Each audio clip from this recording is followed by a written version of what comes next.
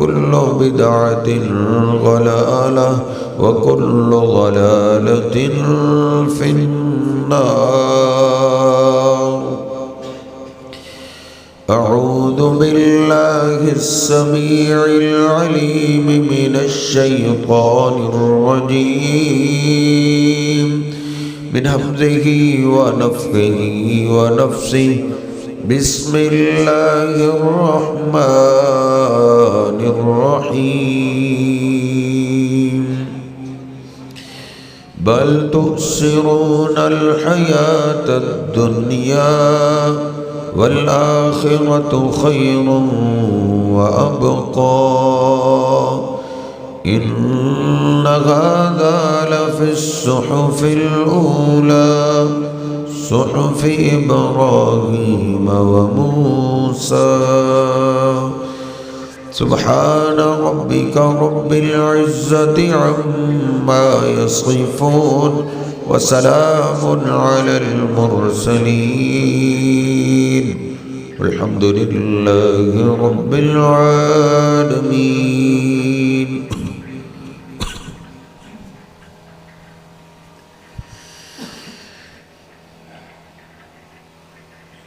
مسلم شریف میں یہ حدیث پاک بالتفصیل موجود ہے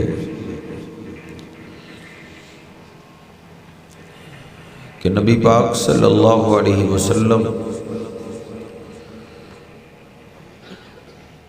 اوالی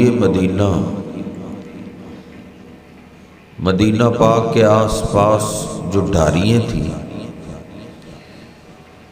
ادھر سے آپ مدینہ پاک کی طرف واپس آ رہے تھے.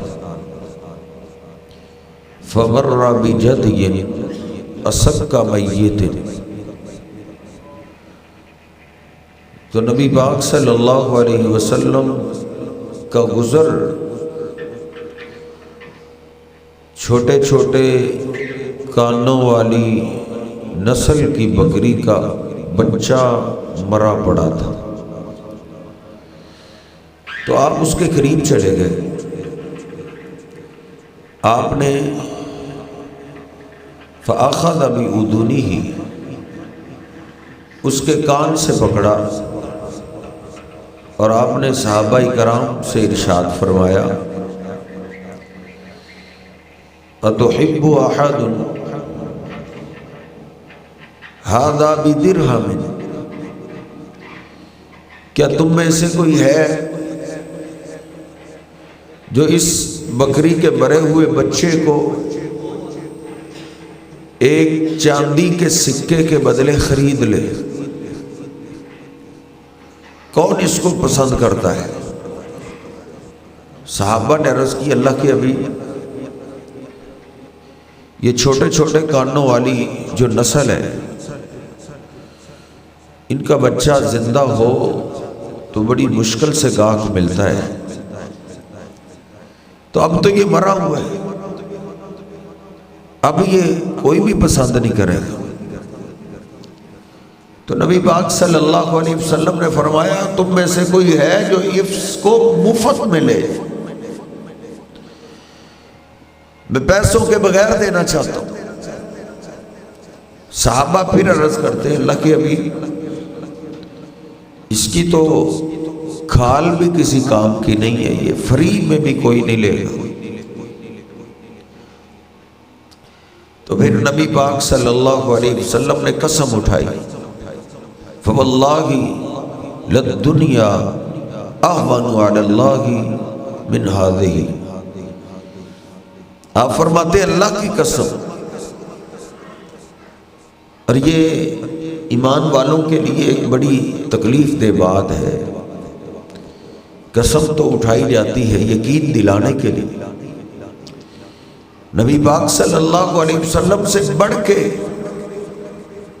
کس کی بات سچی ہو سکتی جو سارے انسانوں میں سے سچے انسان ہیں، لیکن وہ پھر بھی میرے اور آپ کے لیے قسم اٹھا رہے ہیں کہ شاید میری قسم پہ یقین آ جائے. آپ نے فرمایا اللہ کی قسم، اللہ کے ہاں دنیا کی ویلیو اس سے بھی گئی گزری، جتنی تمہارے ہاں اس کی ویلیو ہے اتنی بھی ویلیو اللہ کے ہاں نہیں ہے۔ کائنات کی، دنیا کی، خزانوں کی، گاڑیوں کی، کوٹھیوں کی، سواریوں کی، محلات کی، بنگلوں کی، مربع زمینوں کی اتنی بھی ویلیو نہیں۔ ایک اور حدیث پاک نبی پاک صلی اللہ علیہ وسلم فرماتے ہیں لو کانت الدنیا تعدل عند اللہ جناح بعوضۃ، اگر اللہ کے ہاں دنیا کے خزانوں کی ویلیو، یہ ریپیٹ بند کرے سادہ آواز، اگر دنیا کے خزانوں کی ویلیو اللہ کے ہاں مچھر کے پر کے برابر بھی ہوتی تو نبی پاک صلی اللہ علیہ وسلم مچھر کا پر کیا اس کی ویلیو؟ ہمارے ہاں تو مچھر کی ویلیو نہیں، تو مچھر کا پر جب کٹ جاتا ہے تو وہ بے وقت ہو جاتا ہے، لیکن نبی پاک صلی اللہ علیہ وسلم فرماتے ہیں اگر دنیا کے خزانوں کی ویلیو اللہ کے ہاں مچھر کے کٹے ہوئے پر کے برابر بھی ہوتی تو ما سقا کافرا شربۃ ماء، اللہ پاک کسی کافر کو پانی کا ایک گھونٹ بھی نہ پلاتا۔ معنی یہ ہے کہ اللہ کے ہاں جس دنیا کو میں نے اور آپ نے ٹارگٹ بنا لیا ہے نا، بڑی گاڑی کب آئے گی، میں اپنا محل اچھا کب کروں گا، کب میرے بیٹے کی 1 لاکھ سے تنخواہ شروع ہو، اس ٹارگٹ کو لے کر ہم بیٹھے لگے ہوئے صبح شام، لیکن نبی پاک صلی اللہ علیہ وسلم فرماتے ہیں جس کو دنیا داروں نے ٹارگٹ بنایا ہوا ہے اگر اس کی ویلیو مچھر کے کٹے ہوئے پر کے برابر بھی ہوتی تو کافروں کو پانی کا گھونٹ بھی نہ پلاتا۔ اب آپ دیکھ نہیں رہے بس اوقات کافروں کے بعد دنیا کی دولت زیادہ ہوتی، کیوں اللہ کے یہاں ویلیو نہیں ہے؟ کیوں ویلیو نہیں ہے؟ سوال پیدا ہوتا ہے دنیا اللہ نے بنائی، کائنات اللہ نے بنائی ہے، محلات کے لیے پیسے اللہ دیتا ہے، گاڑیوں کے لیے درم و دینار اللہ دیتا ہے، تو پھر اللہ کے ان چیزوں کی ویلیو کیوں نہیں؟ بنائی بھی اللہ نے۔ ویلیو اس لیے نہیں ہے کہ یہ انسان کے ساتھ دھوکہ کر جاتی۔ گاڑی میں بیٹھا ہو انسان سمجھتا ہے سدا ایسے ہی رہوں گا، عالی شان بنگلہ بنا کے اس میں اپنی برادری پہ فخر کرتا ہے، انسان سمجھتا ہے سدا ایسے ہی رہوں گا۔ کسی سیزن فصل کا ریٹ اوپر چلا جائے انسان کے پاؤں زمین میں نہیں لگتے، انسان سمجھتا ہے سدا ایسے ہی رہوں گا۔ اللہ کے ایسے نہیں، یہ سب کچھ دھوکہ کر جاتا ہے۔ اللہ کہتا ہے یحسب ان مالہ اخلدا، کبھی کبھی انسان یہ سمجھ بیٹھتا ہے کہ یہ دولت مجھے موت سے بچا لے، ریٹ زیادہ مل گیا، فصلوں کا پیسے زیادہ ہاتھ آ گئے، انسان سمجھتا ہے بس اب مجھے موت نہیں آئے گی۔ موت آتی ہے غریبوں کو جن کے پاس علاج کے لیے پیسے نہیں ہوتے۔ مجھے تو تھوڑا سا کچھ ہوا تو مہنگا ڈاکٹر میرے گھر میں علاج کے لیے آ جائے گا، مجھے موت کیسے آئے گی؟ انسان یہ سمجھ سکتا ہے، لیکن صاحب یہ گولیاں، یہ کیپسول، یہ انجیکشن، یہ بوتلیں، ان میں اتنی دیر تک اثر ہوتا ہے جب تک ٹائم نہیں آتا۔ ٹائم کے آنے تک ڈاکٹروں کی دوائیوں میں اثر ہوتا ہے، قاریوں اور مولویوں کے دموں میں اثر اتنی دیر ہوتا ہے جب تک مقرر وقت نہیں آتا، جب وقت آ جائے دعائیوں کا بھی اثر ختم ہو جاتا ہے، دموں کا بھی اثر ختم ہو جاتا ہے۔ نبی پاک صلی اللہ علیہ وسلم جب آپ کا آخری دن ہے، امی عائشہ فرماتی ہیں آپ بڑی تکلیف میں تھے، میں آپ کو دم کرنے لگی اور آپ کے ہاتھ سے ہی آپ کے جسم پہ ہاتھ پھیرنے لگی، دم کر رہی تھی۔ نبی صلی اللہ علیہ وسلم نے روتے ہوئے فرمایا عائش دموں کا وقت گزر چکا ہے، اب اللہ کے پاس جانے کی تیاری ہے۔ اس لیے میرے صاحب کسی کو دولت ہمیشہ نہیں رکھتی، گاڑیاں دھوکہ کر جاتی ہیں، محلات دھوکہ کر جاتے ہیں، انسان کا پروٹوکول ختم۔ جدھر جاتا تھا لوگ اس کے استقبال کے لیے کھڑے ہو جاتے تھے، گھنٹوں اس کا انتظار کرتے رہتے تھے، آنے والے ہیں۔ لیکن جو ہی روح پرواز کر گئی سارے پروٹوکول ختم۔ جو لاکھوں روپے لگا کے اس نے بنگلہ بنایا، اس کی اولاد اس کی بیوی اس کو 24 گھنٹے کے لیے رکھنے کے لیے تیار نہیں ہو گیا۔ اس نے 30 سال محنت کی کہ میں نے ایسا گھر بنانا ہے، 30 سال محنت کرتا رہا، ٹکا ٹکا کماتا رہا۔ جب محل تیار ہو گیا اب اس کے جانے کا ٹائم ہو گیا، اب اس کو گھر والے نہیں رکھ رہے۔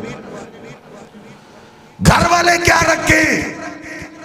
اور گھر والوں کے ہاتھ تو اتنی ویلیو بھی نہ رہی، اس سردار کو گھر والے گھر کی چارپائی بھی نہیں دے رہے۔ اس سے ہمیں ڈر لگے گا، اب بابا کے لیے چارپائی مسجد سے لے کے آؤ۔ جس چارپائی پہ غریب کا جنازہ نکلتا ہے اسی چارپائی پہ اس نواب زادے کا جنازہ نکل رہا ہے، تو کدھر کی گاڑی، کدھر کیا پروٹوکول؟ سب چیزوں نے دھوکہ دیا اس کو۔ اس لیے اللہ فرماتا ہے اور دنیا کی رنگینیوں میں کھونے والے وَمَا الْحَيَاةُ الدُّنْيَا إِلَّا مَتَاعُ الْغُرُورِ، دنیا کی زندگی دھوکے کے سوا کچھ نہیں، یہ دھوکہ ہے۔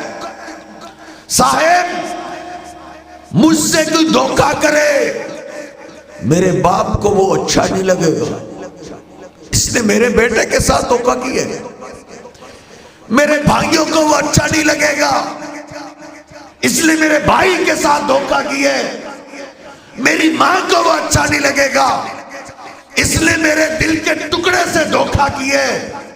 بھائیوں کا پیار اپنی جگہ، باپ کا پیار اپنی جگہ، ماں کی محبت اپنی جگہ، لیکن ان سب سے زیادہ کہیں مجھ اور آپ سے میرا اللہ پیار کرتا ہے۔ جو چیزیں انسان کو دھوکہ دے دیں اللہ کے ہاں بھی ان کی ویلیو نہیں رہتی۔ اس لیے اللہ کہتا ہے اس دنیا کی کوئی ویلیو نہیں، بلکہ نبی پاک صلی اللہ علیہ وسلم فرماتے ہیں اگر دنیا کے خزانوں کی اللہ کے ہاں ویلیو ہوتی لم یؤتہ الا احباءہ و اولیاء، تو سب سے زیادہ دولت اللہ اپنے پیاروں کو دیتا۔ پھر سب سے مہنگی گاڑیاں اللہ کے ولیوں اور پیاروں کے پاس ہوتی، پھر سرداریاں دنیا کی پیاروں کے پاس ہوتی، اللہ کے ولیوں کے پاس ہوتی۔ حالانکہ ایسا نہیں ہے،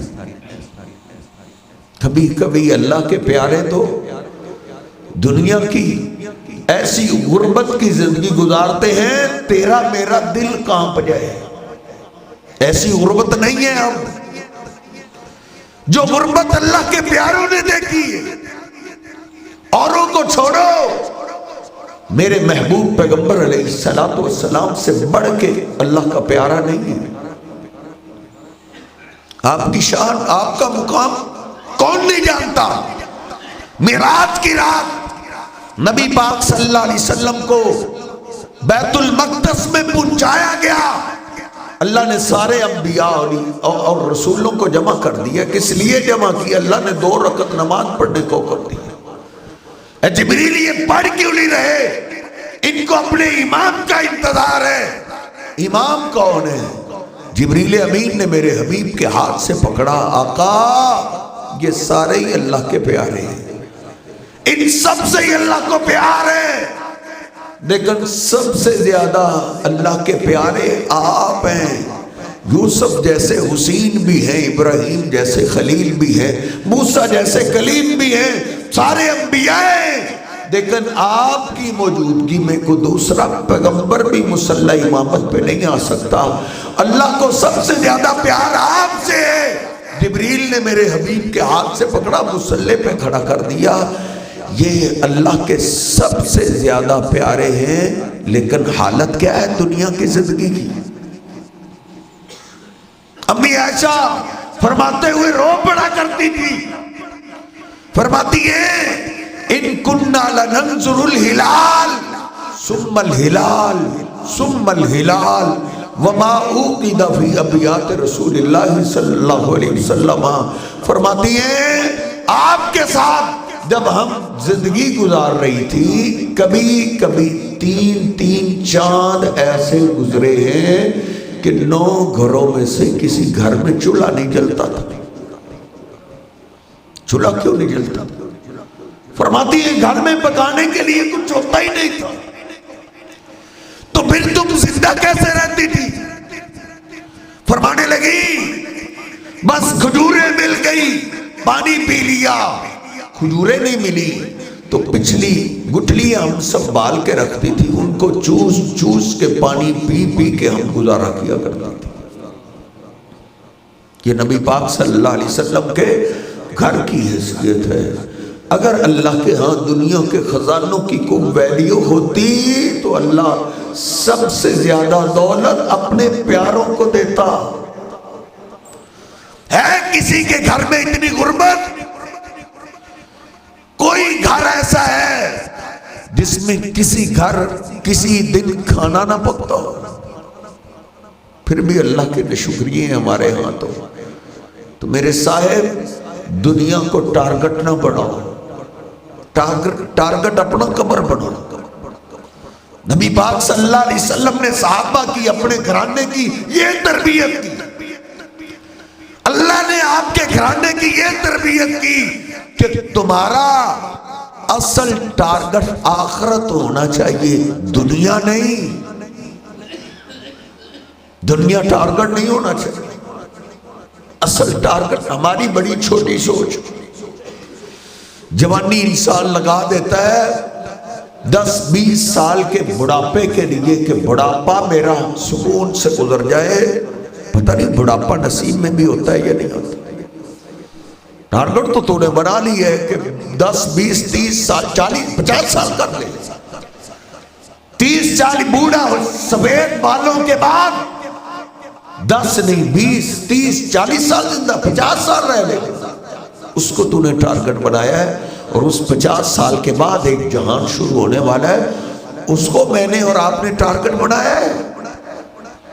صحابہ اس کو ٹارگٹ بناتے تھے. نبی پاک صلی اللہ علیہ وسلم کا یہ ٹارگٹ نہیں تھا کہ 10-20 سال کی زندگی کیسے گزرے گی. ان کا ٹارگٹ قبر ہوتا تھا، آخرت ہوتی کہ وہ کیسے گزرے گی. صحابہ بیان کرتے ہیں خندق کھودتے وقت نا ایک چٹان نہیں ٹوٹ رہی تھی. بخاری شریف. نبی پاک صلی اللہ علیہ وسلم کو اطلاع دی گئی، آپ آئے، آپ فرماتے اس چٹان کو میں توڑتا ہوں. صحابی کہتے ہیں آپ نیچے اترنے لگے تو اچانک آپ کے پیٹ سے کپڑا ہٹا، جس سے صحابہ کی چیخیں نکل گئی کہ اللہ کے حبیب نے پیٹ پہ پتھر باندھا. فرماتے ہیں لم نذق طعاما منذ 3 ایام. ہم بھی خندق کھودنے میں لگے ہوئے، اللہ کے پیغمبر بھی ہمارے ساتھ کام کر رہے تھے، اور 3 دنوں سے تو ہم نے کھانا چکھا بھی نہیں تھا. صحابہ رو رہے ہیں اور آپ کیا فرما رہے ہیں؟ اللہم لا عیش الا عیش الاخرہ، اے اللہ اصل عیش آخرت کا عیش ہے، دنیا کا عیش کوئی عیش نہیں ہے۔ اور نوجوان شوخیوں کو ٹارگٹ بنانے والے، اصل شوخی دنیا کی شوخی نہیں ہے، اصل شوخی آخرت کی شوخی، اصل عیش آخرت کا عیش ہے۔ اللہ پاک نے اپنے حبیب علیہ السلام کی تربیت کیسے کی؟ اب تو فتوحات بھی ہوئی اور مکہ بھی فتح ہو گیا، خیبر فتح ہو گیا، اب تو مسلمان بڑے مالدار ہونے لگے۔ مدینے کی کئی عورتوں نے سونے کے زیورات بنا لیے۔ امی عائشہ فرماتی نبی صلی اللہ علیہ وسلم کے حصے میں جو آتا آپ تقسیم کر دیتے تھے، کبھی ایسا نہیں ہوا پھر بھی کہ 3 دن مسلسل لگاتار ہمیں کھانا ملا ہو، ایسے پھر بھی نہیں۔ ایک دن نا نبی صلی اللہ علیہ وسلم کی ساری بیویاں آ گئی، عرض کرتی اللہ کے بیوی ہم آپ سے سونے چاندی کا مطالبہ نہیں کرتی، اگرچہ مدینے کی کئی عورتوں نے اب تو سونے کے زیورات بھی بنا لیے، لیکن اللہ کے بیوی ہمیں ہر روز کھانا ہی مل جائے، ہمیں ہفتے کا راشن ہی مل جائے۔ دنیا کی زندگی کی ڈیمانڈ کر دی نبی صلی اللہ علیہ وسلم سے، تو آپ خاموش ہو گئے، آپ نے جواب نہیں دیا۔ تو پھر اللہ نے قرآن پاک نازل کر کے جواب دیا، یا ایھا النبی قل لازواجک ان کنتن تردن الحیاۃ الدنیا وزینتها فتعالین امتعکن واسرحکن سراحا جمیلا۔ او میرے حبیب آپ خاموش کیوں ہیں؟ اپنی بیویوں کو کہہ دو اگر تمہیں کھلے خرچے چاہیے، کھلا راشن چاہیے، دنیا کا مال چاہیے تو پھر آؤ، اللہ کے پیغمبر کے پاس جو ہے تمہیں دے دیتے ہیں، اور مال لے کر اپنے اپنے گھروں کو چلی جاؤ۔ ایسی عورتیں میرے محبوب پیغمبر کے گھر کے قابل ہی نہیں۔ تمہیں میرا محبوب پیغمبر چاہیے یا مال چاہیے؟ تمہیں میرا محبوب پیغمبر چاہیے یا روٹی چاہیے؟ لیکن وہ تو عظیم عورتیں تھیں، سب روٹی کہتی اللہ کے حبیب ہمیں روٹی نہیں چاہیے، ہمیں کھلا خرچہ نہیں چاہیے، ہمیں آپ چاہیے۔ حرمت اللہ ورسولہ والدار الاخرہ، ہمیں قبر بہتر چاہیے، آخرت بہتر چاہیے، دنیا تو گزر ہی جائے۔ اس لیے آپ صحابہ کو کہا کرتے تھے اے میرے صحابہ کبھی کبھی قبرستان کی زیارت کے لیے جایا کرو، ادھر ہر روز شاہی کھانا کھانے والے بھی مدفون ہیں، ادھر مرچ کے ساتھ کھانے والے بھی مدفون ہیں۔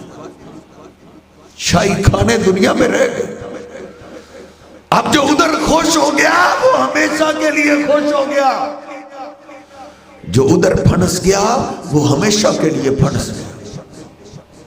صحابہ اکرام کی آپ نے ایسی تربیت کر دی تھی، ایسی تربیت کہ انہوں نے بھی اپنا ٹارگٹ قبر بنا لیا تھا، قبر، ایسی تربیت کر دی تھی، بیان سے بھی عمل سے بھی۔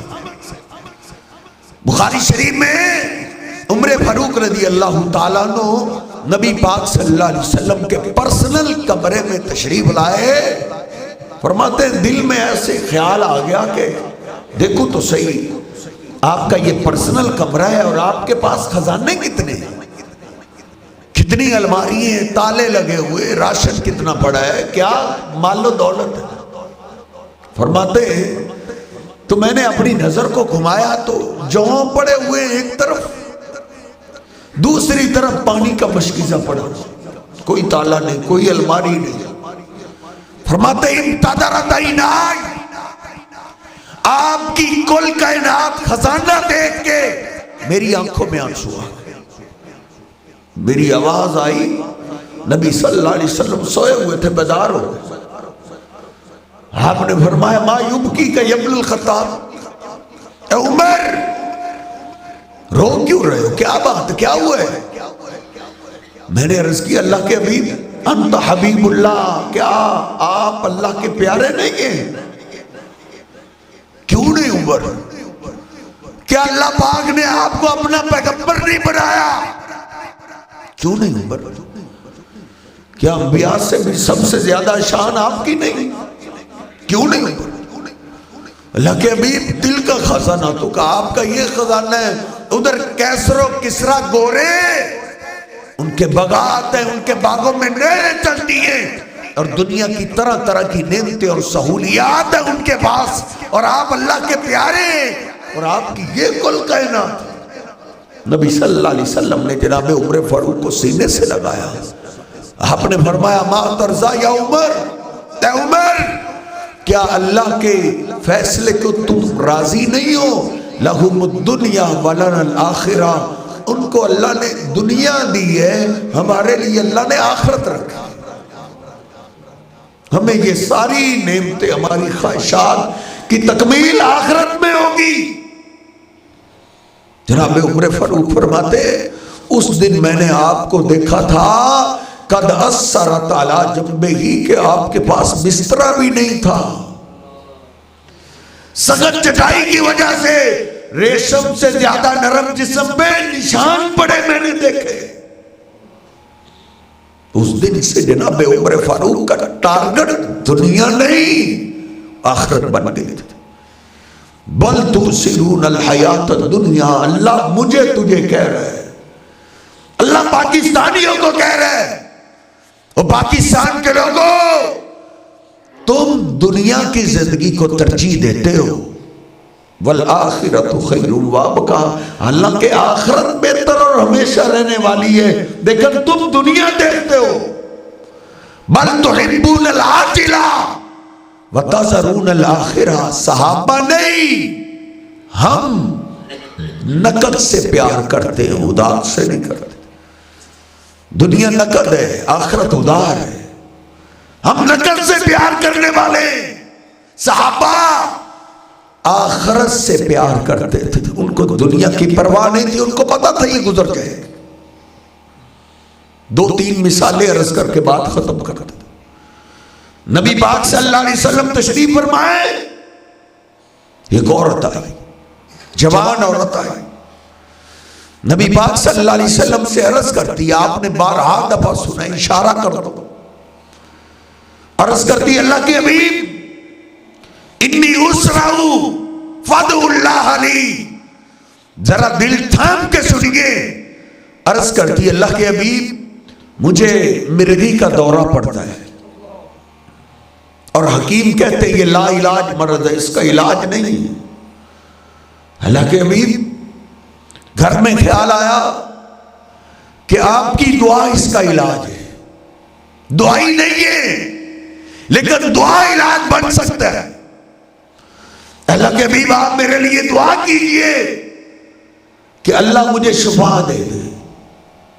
تو نبی پاک صلی اللہ علیہ وسلم نے بھی بشارت دی، آپ نے فرمایا ان شئت دعوت اللہ ان یعافیک، اگر تم چاہتی ہو میں دعا کر دیتا ہوں، اور یہ بھی پکی بات ہے میں دعا کروں گا تو اللہ تجھے شفا دے دے گا، اگر تم چاہتی ہو تو پھر ایسے کر لیتے، میں دعا کرتا ہوں اللہ تجھے شفا دے دے گا، لیکن ایک میرا مشورہ ہے ان صبرتی ولک الجنہ، اگر اس لا علاج مرض پہ تو دعا نہ کروائے اور تم صبر کرو گی تو اس صبر کے بدلے میرا اللہ تجھے جنت دے گا۔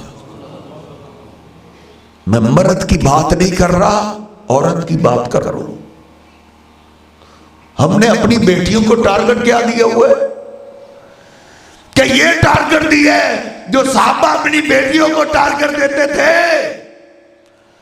کہ دنیا سکون سے گزرنی چاہیے، آخرت دیکھی جائے گی۔ بیٹی اب تو میرے پاس پیسے ہیں، پڑھ لو، डिग्री ले लो, डिग्री लेकर सरकारी जॉब ले ले, पता नहीं तेरे नसीब कैसे हो बेटा, चलो सरकारी जॉब होगी तो तेरी ये जिंदगी सुकून से गुजर जाए। सबसे सियाने मर्द की मैं बात कर रहा हूं आज के जमाने में, इसको सबसे सियाना समझा जाता है, इसलिए भी अपनी बेटी को टार कर दिया 10, 15, 20 साल का, 30 साल का। लेकिन साहबा इकराम इसको छोटी सोच समझते थे, ये छोटी सोच, ये महदूद सोच, वो अपनी बेटियों को ये टारगेट नहीं देते थे। देख लो ये बेटी आई, उसने नहीं को बोला अल्लाह के हबीब मैं अपने बाप से मशवरा करके आऊं, अपनी मां से इजाजत लेके आऊं, फिर फैसला करूंगी वो क्या कहते। नहीं, उसको पता था बाप ने एक ही टारगेट दिया है, बेटा देखना कब्र में शर्मिंदगी ना हो, बेटा आखिरत बर्बाद ना हो जाए। मां की भी एक ही बात होती है, बेटा दुनिया तो कट ही जाएगी, आखिरत अच्छी होनी चाहिए।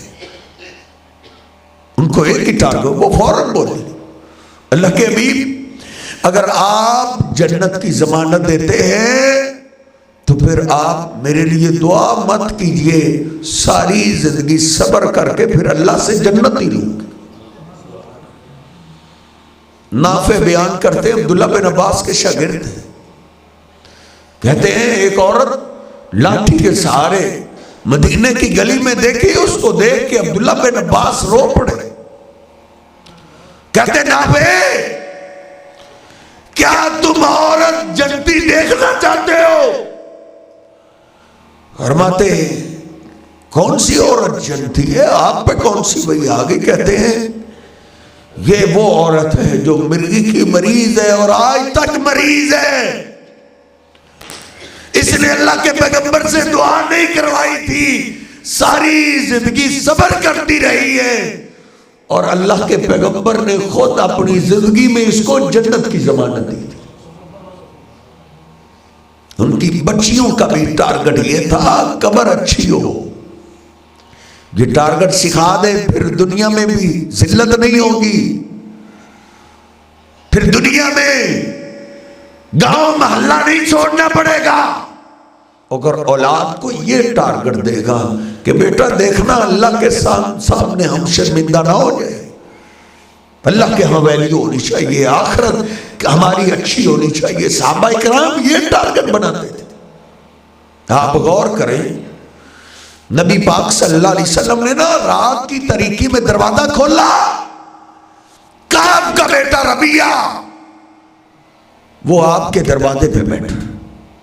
नबी सल्लल्लाहु अलैहि वसल्लम हैरान हो गए, नौजवान बेटे भी सुने ईद पे फैशन कैसा होना चाहिए, इसी पे तूने 6 माह गुजार दी, फलां की शादी आ रही है उसमें जूता कैसा हो, कपड़े कैसे हो, वो इतनी छोटी सोच हमारी बन गई। कितने ही नौजवान ऐसे जो घर से खुशी खुशी निकले लेकिन वापस उनकी मैयत आई। हमारे इलाके में ऐसे जनाजे नहीं देखे गए। इस छोटी सोच से बाहर निकले साहबा की औलादों की बड़ी सोच होती थी। देख, एक बेटा रात की तरीकी में आपके दरवाजे पे, काब का बेटा रबिया है। आपने पूछा रबिया बेटे सब अपने घरों में आराम कर रहे हो, तुम इधर?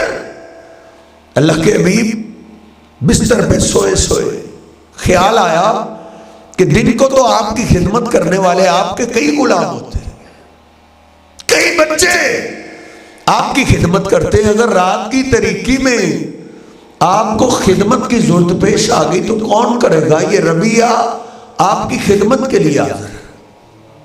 नबी सल्लल्लाहु अलैहि वसल्लम अपनी हाजत के लिए गए, मुस्लिम शरीफ में है और मुस्नद अहमद में तो बड़ी लंबी वजाहत के साथ फरमाते हैं हाजत से फारग होके आए, आपने पूछा रबिया बेटे पानी है वुजू के लिए? میں نے عرض کی اللہ کے حبیب ہے، میں نے آپ کو وضو کروایا اور آپ بڑے خوش ہوئے، بڑے خوش ہوئے۔ نبی صلی اللہ علیہ وسلم وضو سے فارغ ہوئے، آپ نے فرمایا ما حاجتک یا ربیہ، ربیہ بیٹے کچھ چاہیے آپ کو؟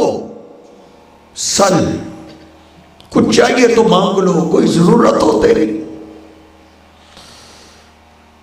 مسند احمد میں وضاحت ہے، سیدنا ربیہ کہتے ہیں میں نے عرض کی اللہ کے بیان سے نہیں، مجھے آپ سوچنے کا موقع دیں۔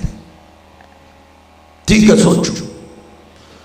فرماتے ہیں اگلا سارا دن ہی سوچتا رہا کہ میں کیا مانگوں۔ دیکھ تیری میری سوچ کتنی محدود ہے، لیکن صحابہ تو صحابہ رہے، ان کے بیٹوں کی سوچ اللہ کتنی تھی۔ دل ہی دل میں کیا کہتے ہیں، یا ربیہ ان الدنیا فانیۃ منقطعۃ، اللہ کے پیغمبر سے دنیا نہ مانگنا، کیونکہ دنیا ختم ہونے والی، یہ ختم ہو جائے گی، کٹ جائے گی۔ اللہ کے پیغمبر سے مانگو تو آخرت کا کچھ مانگو۔ کہتے ہیں سارا دن اسی سوچ میں نے گزارا۔ اگلا دن پھر ہوا، آپ باہر آئے، میں نے رات کو پھر آپ کو وضو کروایا، وضو سے فارغ ہوئے، آپ نے پوچھا ربیہ کچھ سوچا؟ عرض کرتے جی اللہ کے بھی، ایک تو میرا حق ہے جو سارے صحابہ کا حق ہے کہ آپ میرے لیے دعا کیجئے اللہ مجھے اپنے عذابوں سے بچا کے جنت کا مالک بنا دے۔ ادعو اللہ لی ان یدخلنی الجنہ ویباعدنی من النار، مجھے آگ سے بڑا ڈر لگتا ہے، دعا کرو اللہ مجھے آگ سے بچائے اور جنت میں داخل کرے۔ اور جو آپ نے مجھ سے پوچھا ہے کہ کچھ چاہیے، تو اللہ کے حبیب ایک ضرورت ہے میری۔ فرمایا وہ کیا ضرورت ہے؟ آپ نے فرمایا اللہ کے حبیب اسالک مرافقتک فی الجنہ، جنت میں تو آپ کے سارے غلام جائیں گے، میری چاہت یہ ہے کہ میں جنت میں آپ کے ساتھ جاؤں۔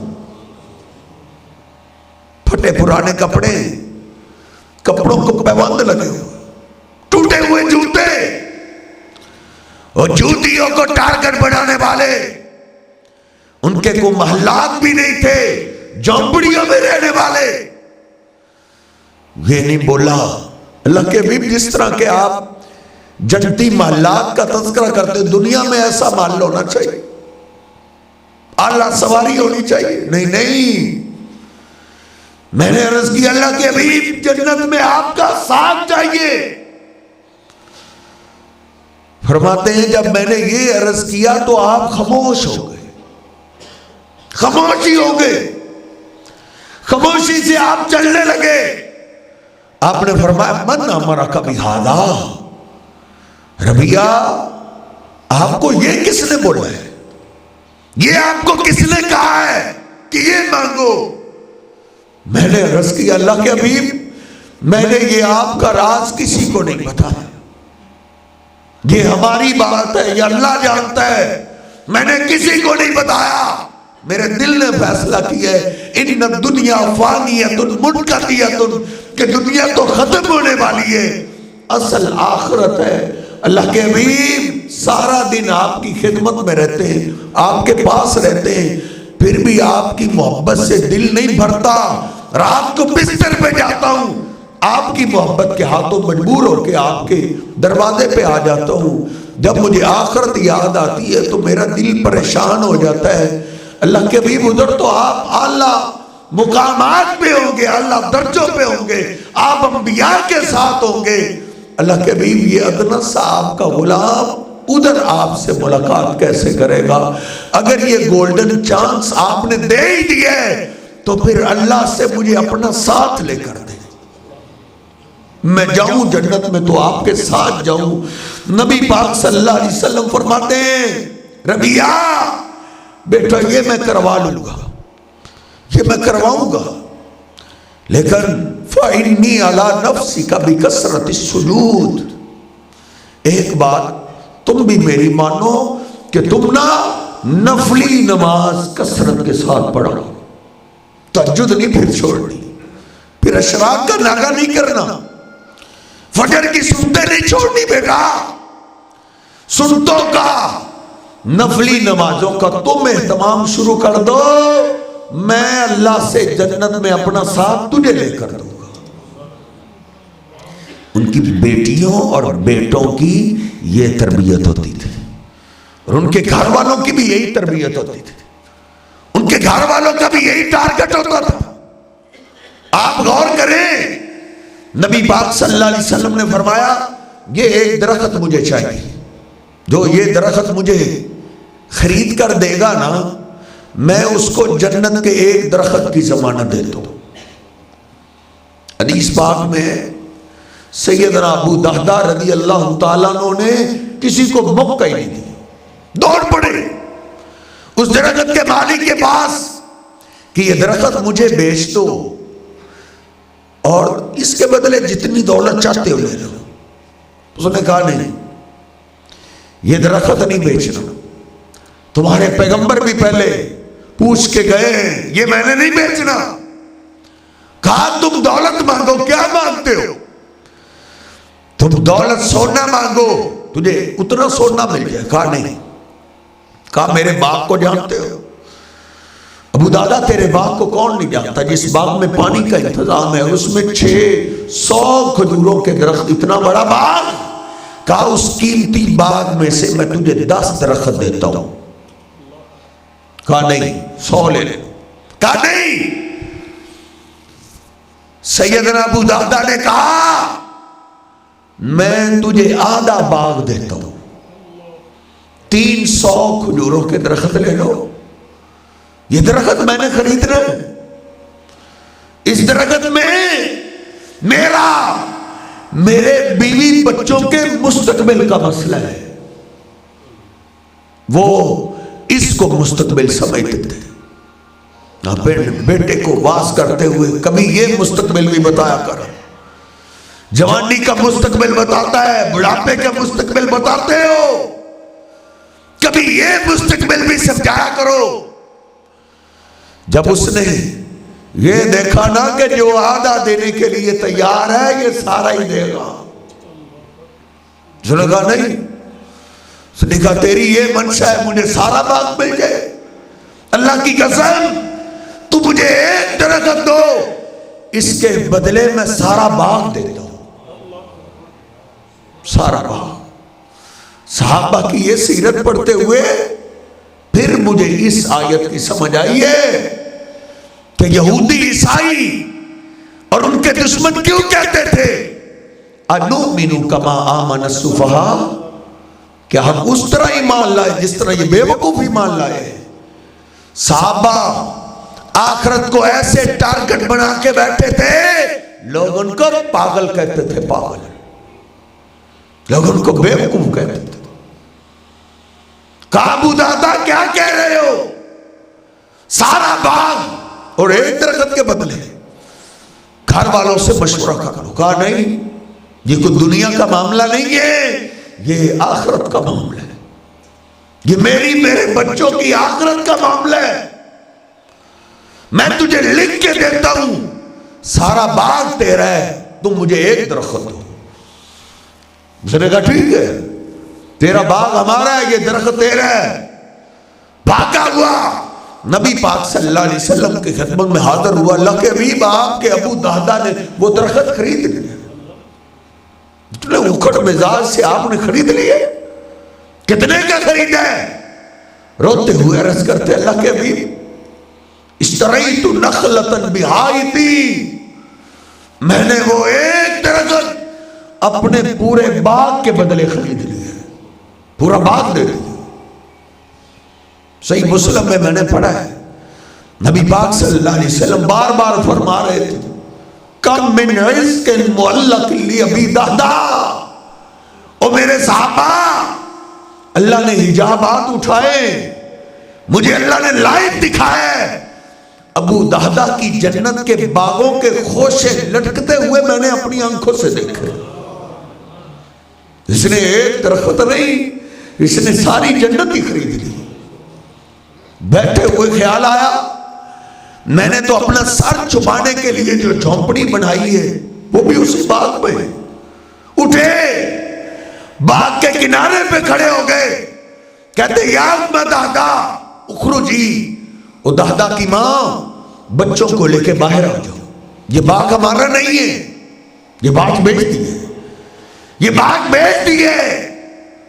کہا میرے سر کے تاج، اتنا بڑا باغ، کون سا اتنا بڑا وپاری آ گیا جس نے ایک دم آپ سے اتنا بڑا باغ ہی خرید لیے؟ کس کو بیچا ہے؟ کہا اللہ کے پیغمبر کو بیچ دیے. کتنے کا؟ کہا بشجرۃ من الجنہ، جنت کے ایک درخت کے بدلے بیچ دیے. اب وہ پلٹی وہاں سے. حیات صحابہ میں نے پڑھا ہے، ادھر سے پلٹی. اس نے اپنے بچوں کو اٹھایا، بچوں کے ہاتھوں میں کھجوریں تھی، اس نے کھجوریں چھین کے پھینک دی. ایک بیٹے نے جلدی سے ایک کھجور اپنے منہ میں ڈال دی. ماں کی ممتا کو بھی سلام ہے. حیات صحابہ میں اللہ کی قسم میں نے خود پڑھا ہے، اس ماں نے اپنی انگلی سے اپنے بیٹے کی زبان سے کھجور چھین لی. بیٹا کہیں جنت میں جانے سے دیر نہ ہو جائے، آپ کے بابا نے آپ کی جنت کے لیے یہ باغ اور اس کا پھل بیچ دیا ہے. اپنے بچوں کو لے کے باہر آ رہی اور آتے ہوئے کیا کہتی؟ واہ ابا دہدہ، واہ ابا دہدہ، لقد ربح البیع. ابو دہدہ کیا بات ہے، ابو دہدہ تیری تجارت کو سلام ہے. یہ بات تو ختم ہو ہی جانا تھا، یہ ختم نہ ہوتا تو ہم نے مر جانا تھا. لیکن ابو دہدہ جو تم ایک درخت کی بات کر رہے ہو، ایک نہیں، اللہ سے آپ نے اپنے بچوں کی ساری جنت خرید لی. یہ تھے گھرانے والے. اللہ کہتا ہے بل تؤثرون الحیات الدنیا، تم دنیا کی زندگی کو ترجیح دیتے ہو. تم سے پہلے نبی صلی اللہ علیہ وسلم کے صحابہ وہ آخرت کو ٹارگٹ بناتے تھے. صحابہ ہی نہیں، آپ سے پہلے بھی کئی لوگ ایسے گزرے ہیں جنہوں نے شاہی محلات پہ آخرت کو ترجیح دی تھی. اللہ کہتا ہے وَضَرَبَ اللَّهُ مَثَلًا لِلَّذِينَ آمَنُوا امْرَأَتَ فِرْعَوْنَ. او ایمان والو، تمہاری نصیحت کے لیے فرعون کی بیوی کی مثال کافی نہیں ہے، جو شاہی محلات میں رہتی تھی، جس نے شاہانہ زندگی گزاری. مصر کی جو ملکہ تھی اللہ پہ ایمان لے آئی. فرعون کو پتہ چلا، اس نے کہا آسیہ باز آ جاؤ، یہ شاہی محلات چھن جائیں گے، یہ رونقیں ختم ہو جائیں گی اور لوگ مجھے وَفِرْعَوْنَ ذِی الْأَوْتَادِ کہتے ہیں، میخوں والا کہتے ہیں. سخت سزا دوں. آسیہ کے زندہ کے جسم میں میخیں گاڑی جا رہی ہیں. جس نے کبھی تھپڑ بھی نہیں کھایا تھا، اس نے کیا کیا تھا؟ اس نے دنیا کی شانہ زندگی پہ آخرت کو ترجیح دی. زندہ کے جسم میں، نرم و نازک جسم، ناز و نخروں میں رہنے والی زندہ کے جسم میں میخیں گاڑی جا رہی ہیں اور وہ تڑپ رہی ہے اور اللہ کو آواز دے رہی ہے رب ابن لی عندک بیتا فی الجنہ. اے میرے رب، یہ مصر کے شاہی محلات نہیں چاہیے، ادھر اب سکون نہیں ملتا. اے میرے رب، میرے لیے جنت میں اپنے پاس محل بنا. اللہ نے اس کا محل پہلے ہی تعبیر کر دیا تھا. اس لیے اللہ مجھے اور تجھے نصیحت کرتے ہوئے کہہ رہا ہے بل تؤثرون الحیات الدنیا والآخرۃ خیر وابقا. آخری بات اور بات ختم کرتے ہیں جو آپ نے بارہا دفعہ سنا ہے. یہ آسیہ دنیا سے چلی گئی، ان کی ملازمہ گھر میں تھی، وہ بھی ایمان لے آئی. اپنے ایمان کو اس نے بڑا چھپائے رکھا، بڑا چھپائے رکھا. لیکن یہ خوشبو ہے میرے صاحب، یہ چھپنے والی نہیں ہے.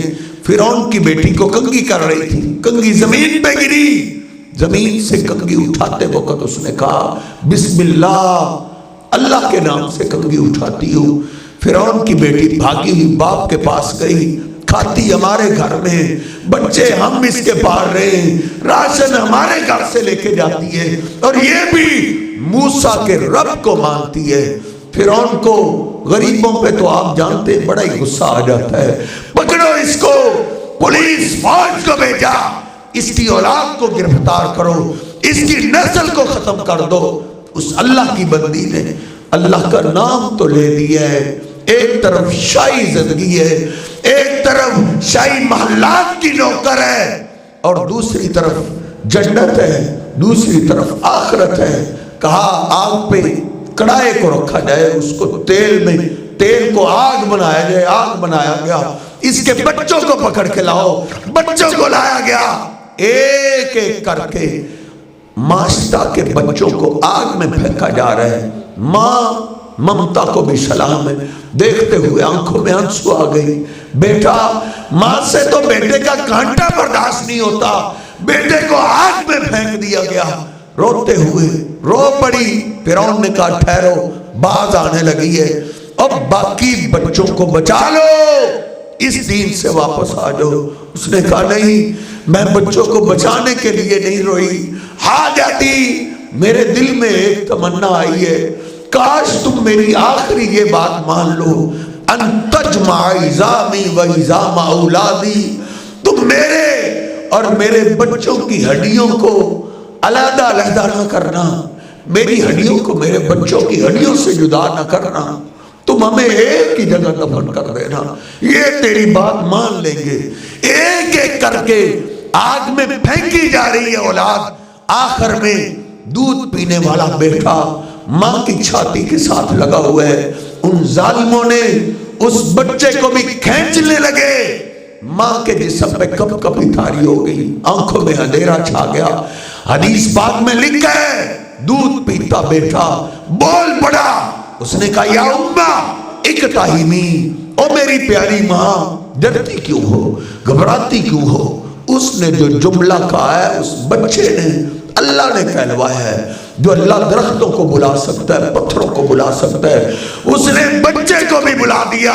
بچے نے یہی بولا، ارے ماں ان عذاب الدنیا احون من عذاب الآخرہ، ماں دنیا کا عذاب جتنا بھی سخت ہو وہ آخرت کے مقابلے میں چھوٹا ہے، وہ حقیر ہے، آخرت کا عذاب بڑا سخت ہے، اس کے بدلے اللہ ہمیں آخرت کے عذاب سے بچا لے گا، ڈرو نہیں، مجھے بھی جانے دو، تم بھی آ جانا۔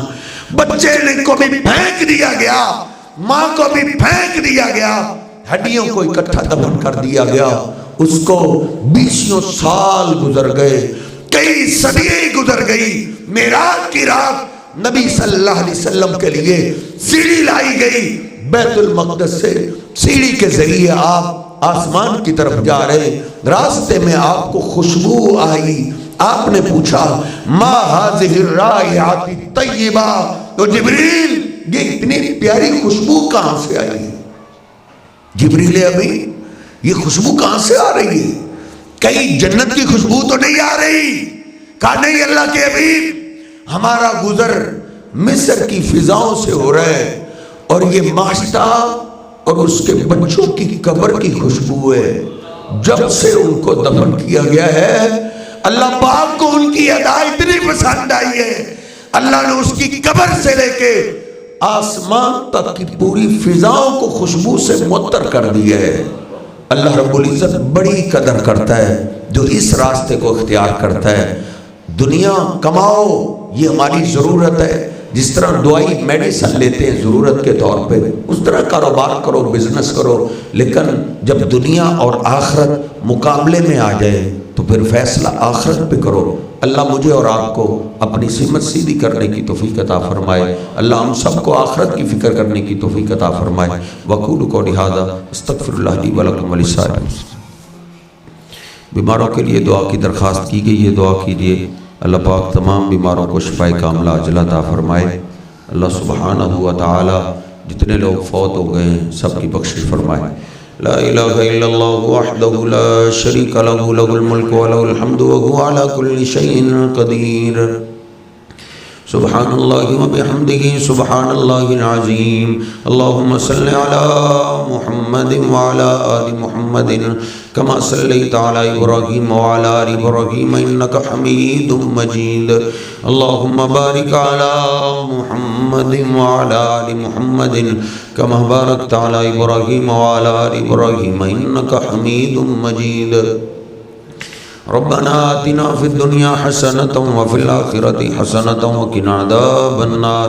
اے میرے اللہ جتنے ساتھی تشریف فرمائیں سب کو سننا سنانا قبول فرما، گناہگار ضرور ہیں لیکن بندے تو تیرے ہیں، اپنی رحمت سے ہم سب کو معاف فرما، اپنے نیک بندوں میں شامل فرما۔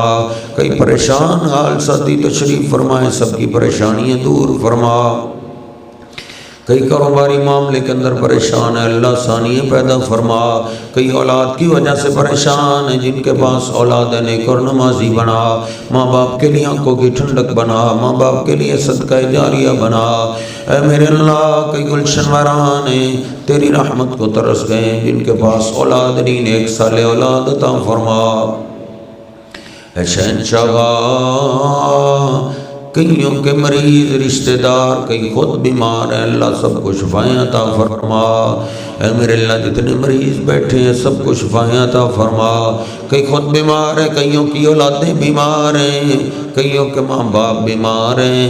اے شہنشاہ کئی ہسپتالوں کے اندر تڑپ رہے ہیں، کئی گھروں کے اندر کروٹے بدل رہے ہیں، سبھی تیری رحمت کے محتاج ہیں۔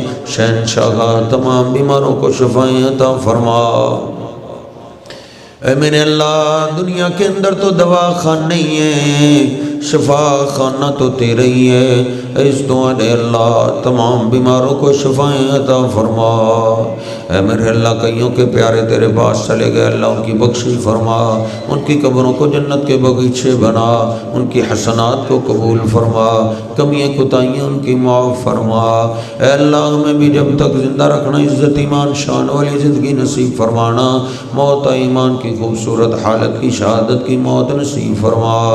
اے میرے اللہ اس مسجد کو قیامت تک آباد فرما، جو تیرے گھر کو آباد کرنے میں لگے ہوئے تو ان کے گھروں کو آباد فرما، ان کے مال جان رشتوں کی حفاظتیں فرما۔ جن ساتھیوں نے آج کا اہتمام کیا، انتظام کیا، پیسہ خرچ کیا، محنت کی ہے، وقت لگایا، اللہ سب کی محنتیں قبول فرما۔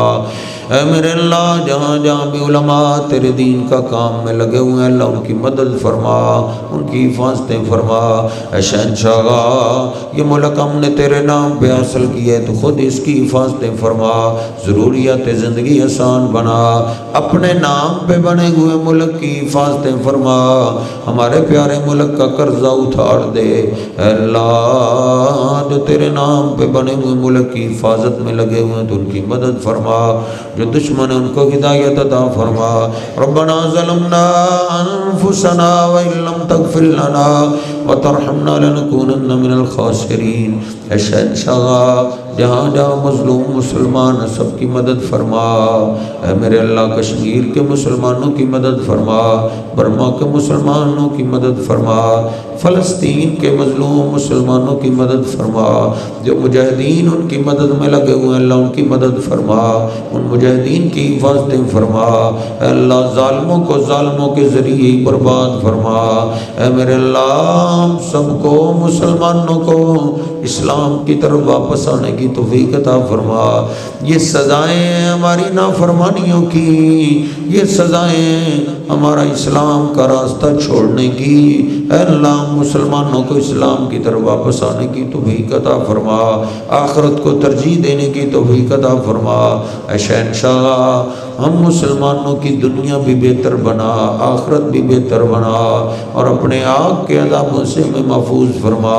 ربنا ظلمنا انفسنا وان لم تغفر لنا وترحمنا لنكونن من الخاسرین۔